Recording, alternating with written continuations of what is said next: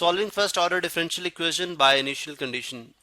तो आज हम देखते हैं जी कि इनिशियल कंडीशन वैल्यू से क्या मुराद है। ठीक है, देखिए जब हम इंटीग्रेशन करते हैं तो हम उसमें एक कांस्टेंट डालते हैं जिसको हम फर्जी कांस्टेंट कहते हैं, या इस केस में हम उसको कह सकते हैं आर्बिट्रेरी कांस्टेंट। चलें, आर्बिट्रेरी कांस्टेंट, आर्बिट्रेरी कांस्टेंट। अब वो क्यों डाला जाता है? मिसाल के तौर पर हमारे पास एक डिराइव्ड फंक्शन है, लेट्स से 3x² dx, और मुझे इसको इंटीग्रेट करना है,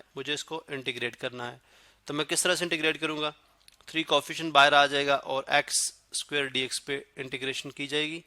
ठीक है, और इसकी इंटीग्रेशन क्या हो जाएगी?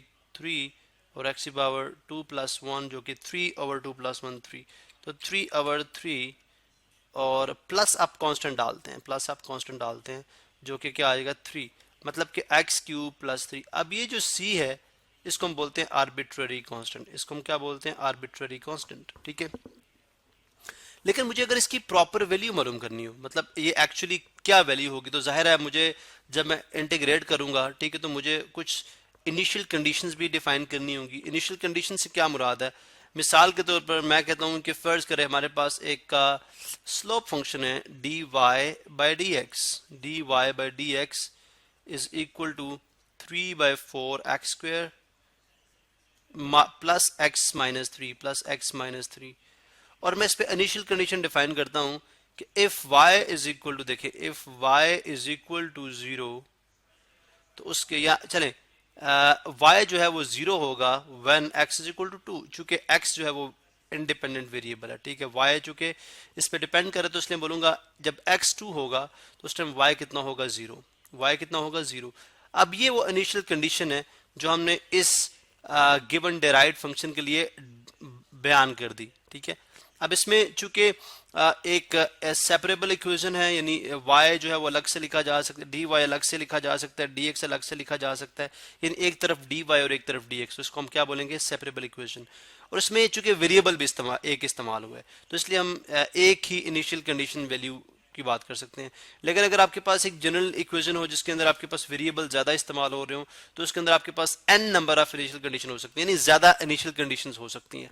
अब इस इनिशियल कंडीशन के अंदर हम जब इसको देखें, ये पहले मैं इसको, अगर मैं इसको यूं लिखूं, ये मेरे पास बन जाएगा dy इज इक्वल टू, यानी सेपरेबल फॉर्म के अंदर dy is equal to 3/4x² plus x-3 और साथ क्या आ जाएगा? सबके dx, साथ आ जाएगा dx। अब अगर आप देखें तो इक्वेशन क्या है? सेपरेबल फॉर्म, इनसेपरेबल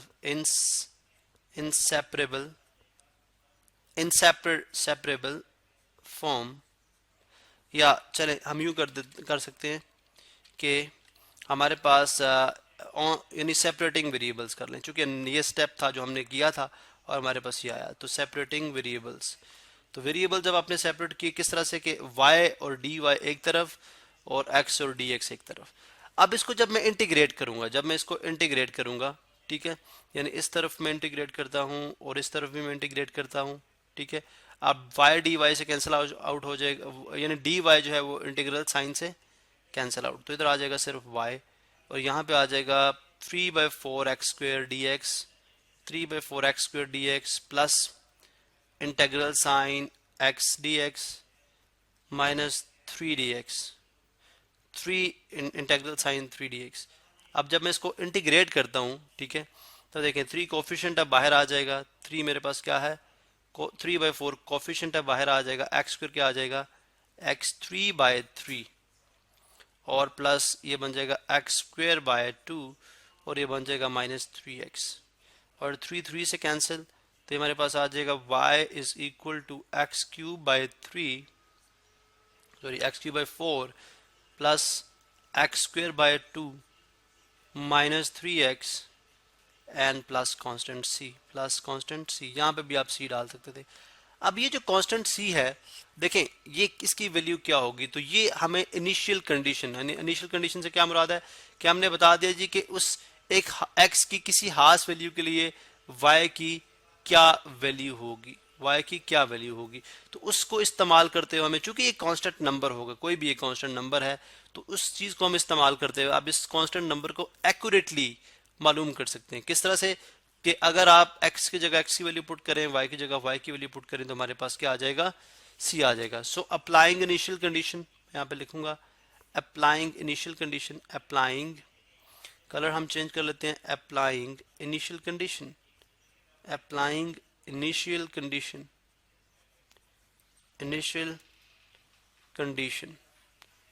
तो y कितना है, 0, तो आ जाएगा 0 इज इक्वल टू 2 की पावर 3/4 और उसके बाद प्लस 2 का square by 2 minus 3 multiply by 2 plus C.